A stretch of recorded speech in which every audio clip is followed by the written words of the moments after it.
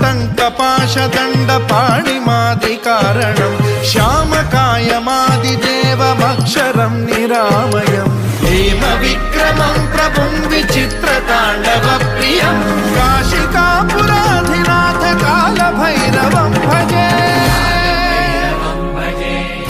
मुक्तिदायकं प्रशस्तचारु विग्रहं भक्तवत्सलं स्थितं समस्तलोकविग्रहं विनिक्वणं मनोज्ञ हेम किङ्किणीलसत्कटिं काशिका